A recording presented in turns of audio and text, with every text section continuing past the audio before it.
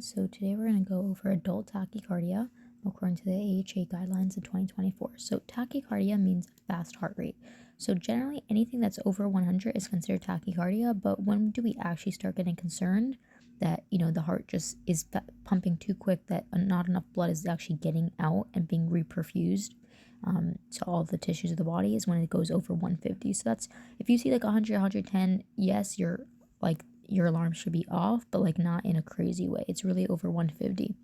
So over 100 means something's going on. Like, let's say someone has a fever, it could be at 120 maybe because they're sick with an infection. But when we're worried about like the heart itself is, remember, the heart itself gets blood for it to function when it's relaxed. But if it's pumping like crazy, just way too quick, then it itself is not getting oxygen, and then it can start getting arrhythmias, so dysrhythmias. So that's really when we're concerned. So just a little guide on that. Now, somebody could still be alive at 200 beats per minute, just good to know. It's obviously very bad and we need to get them out of that, but they could technically still be alive and talking to you at 200. So now, what is the steps according to the algorithm? So step one, just like bradycardia, you want to identify and treat the cause. How you're going to do this, you look at their vital signs. Okay, get their vital signs, check if they're hypoxic, right? Check their SpO2, and obviously put them on oxygen if it's low. Next, you want to check their BP. Maybe they're dehydrated. When people are dehydrated, usually their heart rate compensates and goes up. So maybe they just need some IV fluids.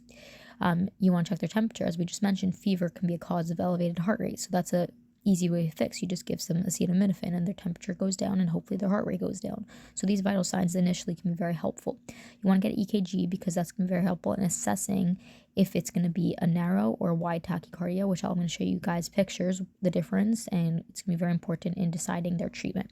And of course, you want to get IV access for the drugs that we're going to have to give. Now, after you do this, and they're still, let's say the acetaminophen's not working, fluids aren't working, oxygen isn't working, and it's still persistent tachycardia, you have to figure out if they're stable or not, right? If they're unstable, which you'll figure it out from here, means they have hypotension, right? Anything less than 90 systolic blood pressure, or if they have altered mental status, or if they're still having chest pain or heart failure, but really focus on these two. If they're unstable plus tachycardia, that is a bad sign. That means you have to go straight to synchronized cardioversion. Super, super important. So synchronized cardioversion depends obviously on your machine, your hospital, but generally it's going to start slower and go up. So you're going to start like at 100 joules maybe, then go up to 150 joules, then go up to 200 joules, and you'll keep on going up to, have it work. But since this is very uncomfortable, you're going to want to give it with 5 of Valium just to calm them down. That's a benzodiazepine. Now, what if they don't have signs of instability? So their blood pressure is normal, they're totally with it, they're not altered, but they're still having tachycardia. Now you have to ask yourself, based on the EKG, if it's a narrow or a wide QRS. Okay, so if their tachycardia, is it narrow or wide? So narrow looks like this, and wide looks like that. You see the QRS complex is greater than or equal to 0.12 seconds, which is about 3 little boxes on the EKG paper. So let's go over first the narrow. So narrow, we have 3 main groups. These are just, most common stuff that come up on exams and just good to know, right? So we have SVT, which is supraventricular tachycardia. That means the cause of this arrhythmia is coming from above the ventricles. Usually these present at above 150. They're not really it's very unlikely to be an SVT, and if you're like 110, that's just, we call that sinus tachy, and it's usually from a very easily reversible cause. So if it's SVT, if it's over 150, you first start non-invasive. You just want to do vagal maneuvers. So vagal maneuvers are maneuvers that are very easily done that stimulate the vagus nerve, which basically is a parasympathetic driver. So it tells the heart to relax and to slow down its heart rate. So some things you could do is a carotid massage, or some people like to basically blow into a syringe, which stimulates Valsalva. You could just ask the patient to bear down, pretend they're having a bowel movement. That may work. If it doesn't work, you go straight to adenosine. Adenosine drives down the heart rate. So it's usually given two doses. The first dose we give is 6 milligrams IV push. You follow it, since it has very, very short half-life and we need it to get to the heart. You need to give it quickly with a normal saline flush to shoot it up straight to the heart, and you always give it antecubital. This is antecubital if you guys don't know what that is.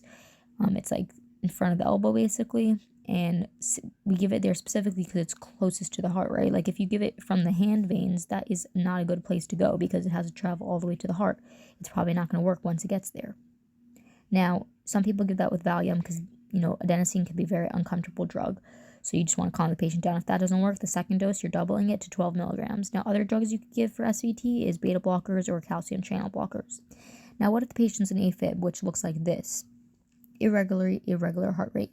We usually start them off with rate control. You give a beta blocker, so the dose is usually 5 milligrams over 2 minutes, or a calcium channel blocker, which the dose is a quarter of their weight in kilograms over 2 minutes. Now, what if you have Wolff-Parkinson-White, which is very interesting dysrhythmia, and it looks like this. You have the delta waves, short PR interval, severe, but sometimes this could turn into wide QRS also, but it's not really important right now, because if you recognize WPW, by the short PR interval, the delta wave, and maybe this patient even has a history of it, they know they have Wolff-Parkinson-White syndrome, you just start them on an amnio drip, 360 and 360 minutes, right? That means really 1 mg per minute, and this is just an infusion to try to help that. Now, what if it's a wide QRS, so greater than 0.12 seconds? So that is usually VTAC, we call that.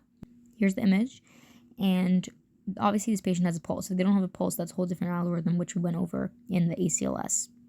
So this, you want to start them off with amiodarone IV, give them the first dose, which is 150 milligrams over 10 minutes, and then if that's working, but you're scared they're going to go into it again, then you have to set them during transport with a 360 and 360 infusion. Now, what if they have a different type of wide QRS, which is torsades de pointe, and somehow they're still alive? This is a really bad dysrhythmia to have. It's called twisting of the points, and it's really not good suggestive. But if they're still alive somehow, and what works really well for this is magnesium, you give 2 grams. And that is the tachycardia algorithm. Thanks, guys, for watching.